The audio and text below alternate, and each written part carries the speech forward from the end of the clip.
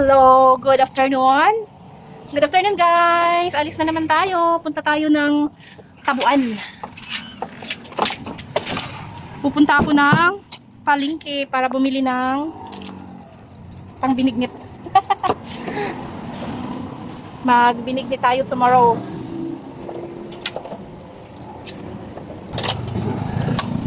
Mike, mo gawas ako, Mike. Magpinigit.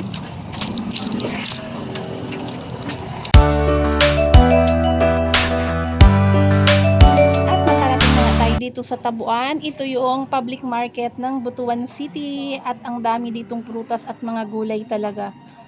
Dito yung maganda sa Mindanao, maraming prutas, maraming gulay. Yung camera ko dito pababa yung kuha ko kasi nahihiya ako pagpatas makikita yung mga mukha nila. Baka bawal yun.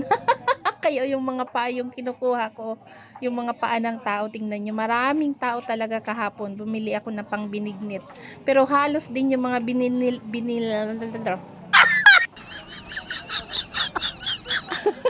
basta talagang mag voice over ako, di maiwasan na bubulol. Itong side na to, ito yung mga tindahan ng gulay at mga prutas. Tapos doon naman sa langihan sa kabilang side, is tindahan ng isda at saka karne. So dito puro yan mga gulay at mga prutas yung makikita nyo. So yung camera ko, hindi ko pwedeng itaas dahil nga nakakahiya sa mga tao. Tapos baka bawal makita yung mga mukha nila, 'di ba? Hindi naman tayo basta-basta kukuha ng hindi naman tayo pwedeng mag-video sa kanila na walang pahintulot, baka bawal. Kaya naman hanggang paalang muna tayo at yung mga nadadaanan natin. So ayan, ang daming prutas. Alam nyo, nag-ikot ako dyan dahil ang hinahanap ko is ang durian. Andun pa sa dulo ang durian. Meron akong nakita sobrang laki. Yung budget natin is mahigit 100 lang, pang 1 kilo lang yun.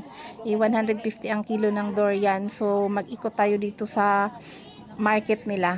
Kasi andun sa dulo yung mga durian. At dahil nga tumaas ang oil, syempre tataas din ang mga paninda. Kaya tingnan nyo, ang laki ng pinagbago ng mga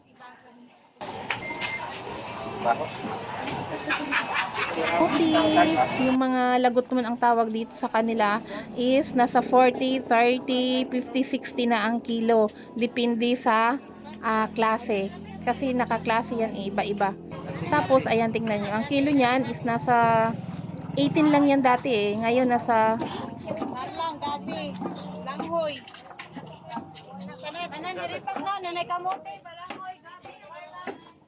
Na kasi namahalan ako kukunti lang, tapos ako lang naman din mag-isa. So ayan, yung mga gulay dito, marami talaga at malaki itong public market nila.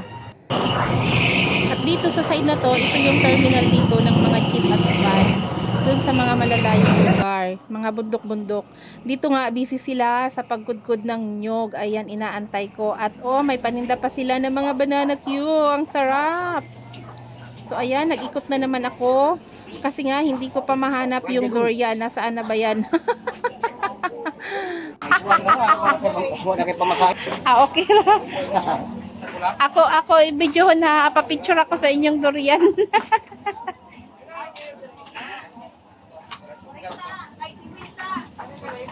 Ikaw kanahaglata?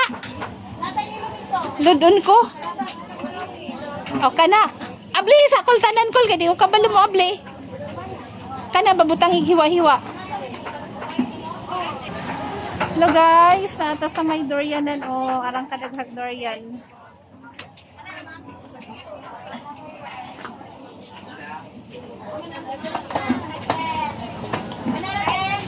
$157 no.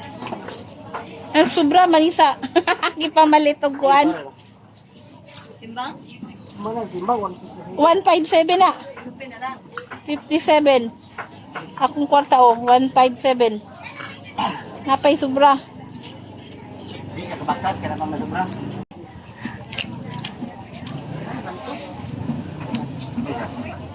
At pagkatapos ko bumili ng durian dito, naglalakad na papunta ng sasakyan. Tingnan nyo yung daanan ko, 'di ba? Puro mga gulay. Ayan kahit nasa lapag, dami.